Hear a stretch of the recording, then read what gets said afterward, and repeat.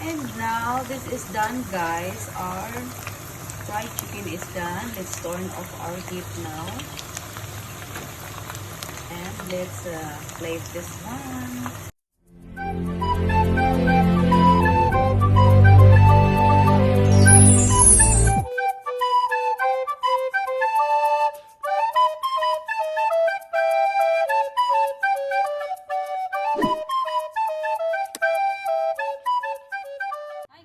For today's video, I'm going to make a fried chicken a la Cebuana ako. This is our ingredients. First, let's put an and salad oil, just a little bit salad oil, and then you have to put egg. Yan, to put an egg. 1 egg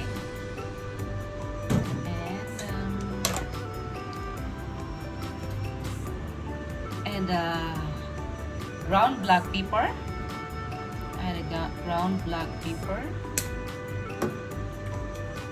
and a little bit of salt and of course sesame oil. Little bit of sesame oil for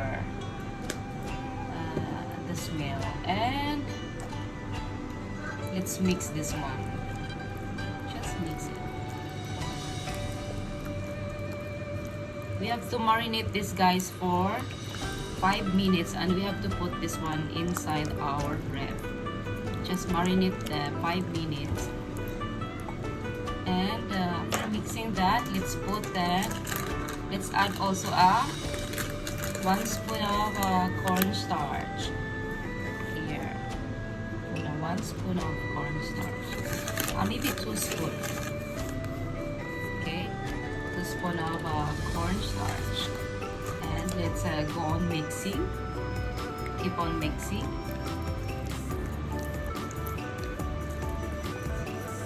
Okay, and after we mix this one, let's put inside our refrigerator, guys, and let's marinate for 5 minutes, and after 5 minutes later we have to fry this one, and I will show you later the procedure.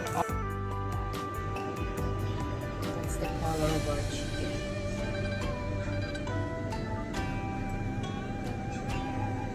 See, guys, our chicken, our marinated chicken is ready to fry after 5 minutes in the refrigerator.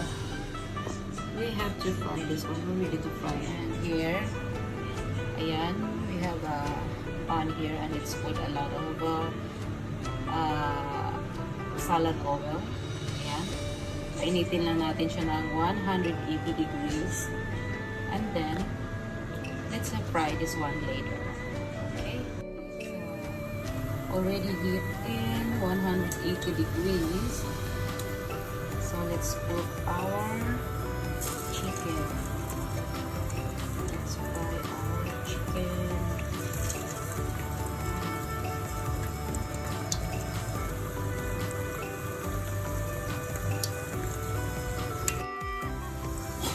Be sure na lumulubog siya sa mantika, guys, ha. Kailangan lumulubog siya sa mantika para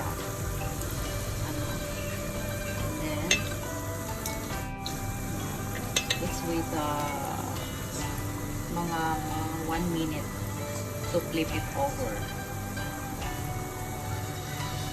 After 1 minute, guys, you have to flip it over like that. Just flip it over.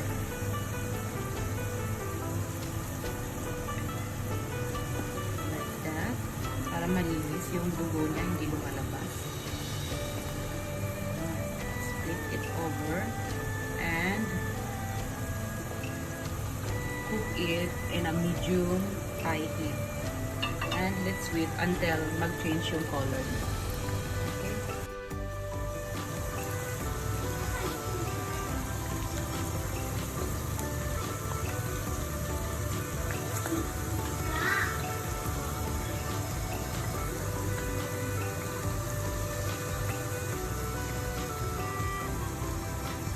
Be sure to cook in a big pan para hindi siya magtalsik yung mga mantika natin. Mahirap maglinis. Ayan, oh. Look at that. Walang talsik, diba? Walang talsik sa mga mantika kasi malaki siya eh. Guys, I will tell you the secret of cooking this fried chicken para hindi maging madumi yung inyong chicken. Lumalabas yung dugo niya. Kapag may nakita kayong pumupula-pula, just flip it over para malinis siya at hindi madumi ang pagkaluto ng ating chicken at walang dugo na lumalabas. Look at that. Very clear. Malinis na malinis. Wala siyang dugo na lumalabas. Tingnan mo. Ayan, di ba may dugo?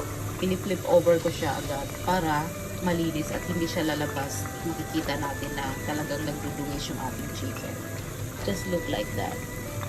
No? Yan yung sekreto.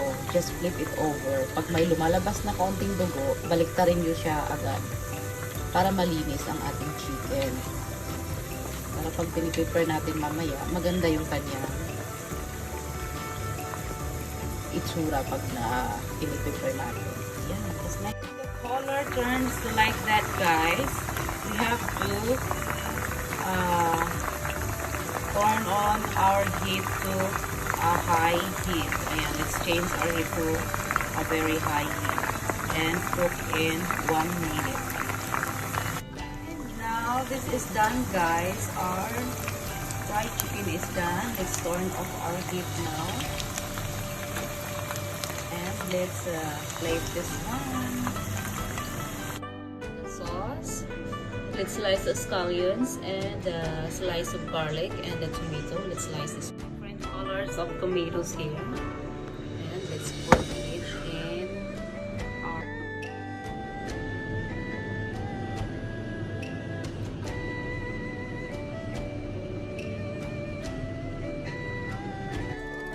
bok choy and Chinese bok choy.